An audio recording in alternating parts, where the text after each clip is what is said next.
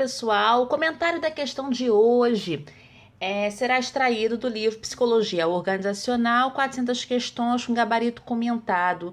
Na sua edição mais atual, é a segunda edição que foi revista, atualizada e ampliada. Traremos uma questão do capítulo 10 do livro, intitulado Saúde e Trabalho. Questão do dia 21. Então vamos lá, uma questão da VUNESP de 2013.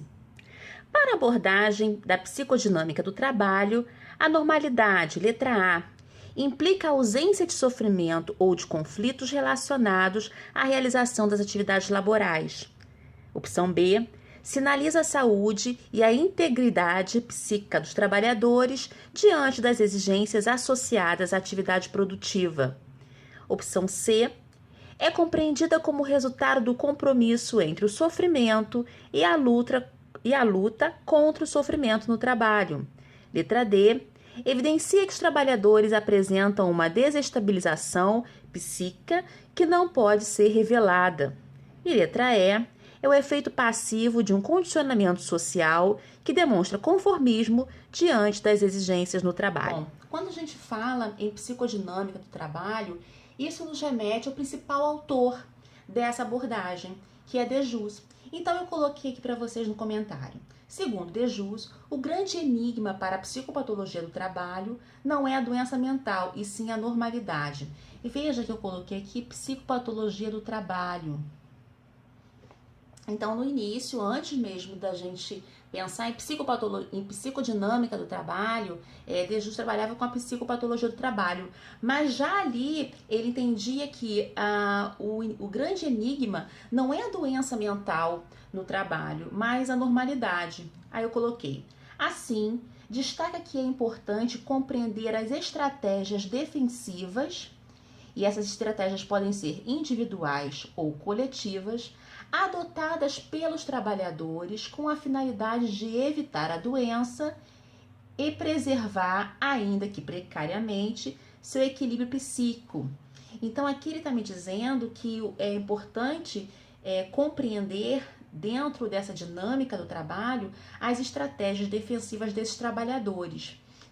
E qual o objetivo das estratégias? Evitar a doença, e preservar o seu equilíbrio psíquico, mesmo diante de uma condição de trabalho desestruturante. A partir dessa constatação, Deleuze propõe a mudança do nome da disciplina para a psicodinâmica do trabalho, argumentando que não foi possível estabelecer uma relação causal entre determinados distúrbios psíquicos e certas formas de organização do trabalho. Então, a gente tem algumas vertentes que entendem que alguns distúrbios psíquicos no trabalho são, ou têm uma relação direta, ou são consequência da organização do trabalho. Ok? Mas Deleuze fala que nem sempre é assim, Então, eu coloquei que o autor considera ainda que a nova denominação amplia o campo de investigação, permitindo olhar para além do sofrimento, mas também o olhar para o prazer no trabalho.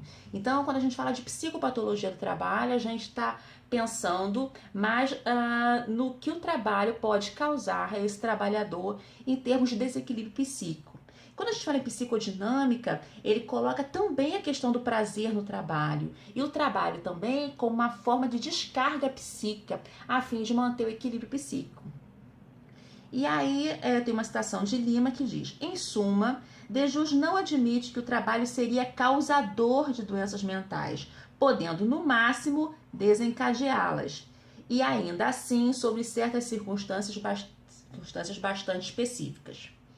E aí eu coloquei aqui um destaque dos autores, dizendo o seguinte: suas pesquisas passam então a concentrar-se, as pesquisas de Deleuze, nas estratégias que permitem ao trabalhador não adoecer, que são essas estratégias defensivas, mesmo quando submetido a uma organização de trabalho potencialmente patogênica, focalizando as defesas que esse sofrimento suscita.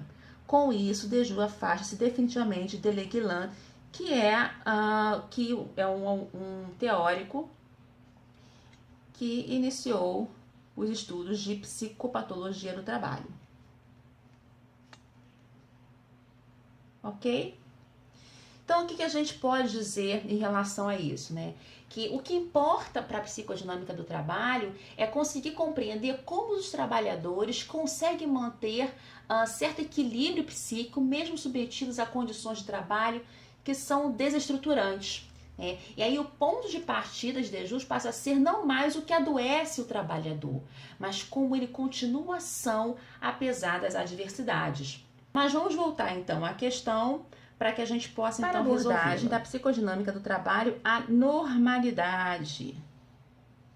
Então lembra que a gente falou que, na verdade, o que mais importa agora é entender como é que esse trabalhador se mantém na normalidade, se mantém em certo equilíbrio, ok? Então vamos lá, letra A. Implica a ausência de sofrimento ou de conflitos relacionados à realização das atividades laborais. Bom, não implica em ausência de sofrimento e conflito. Esses conflitos e o sofrimento, eles existem, tá? O que cabe aqui seriam as defesas que esses trabalhadores desenvolvem, as estratégias defensivas para se manter saudável. Então, está errada. Letra B. Sinaliza a saúde e a integridade psíquica dos trabalhadores diante das exigências associadas à atividade produtiva.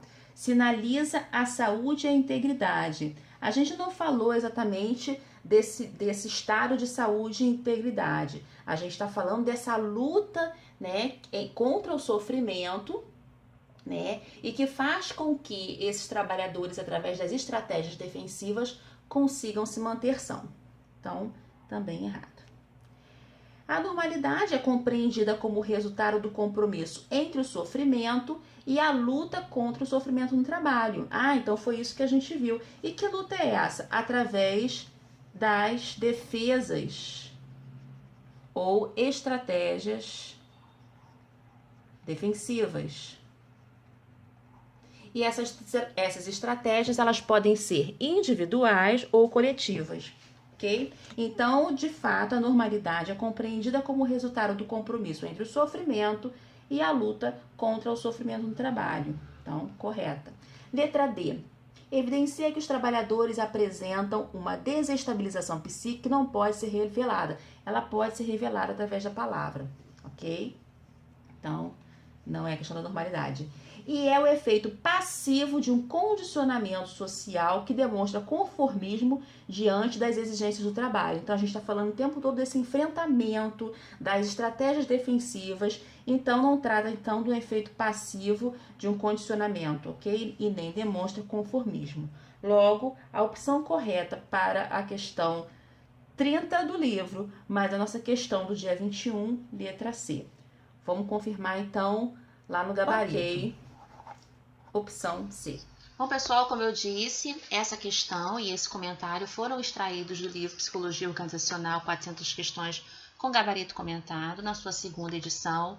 Vou deixar na descrição desse vídeo o endereço do site para aqueles que desejam adquirir o livro. E vou deixar aqui em cima também um vídeo que eu mostro um pouquinho sobre o livro. Quais são os capítulos, quais são os temas que ele aborda, ok?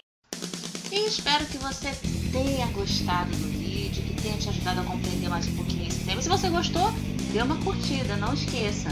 Também compartilhe nas suas redes sociais, compartilhe com seus amigos do WhatsApp, seus amigos psicólogos. Dá essa forcinha, assim as pessoas vão conhecer tanto o livro quanto a forma como eu comento essas questões. E se você não é inscrito, não se esqueça de se inscrever nesse canal e ativar as notificações, porque assim você fica sabendo assim que eu postar um vídeo, viu? E a gente se vê amanhã. Até mais!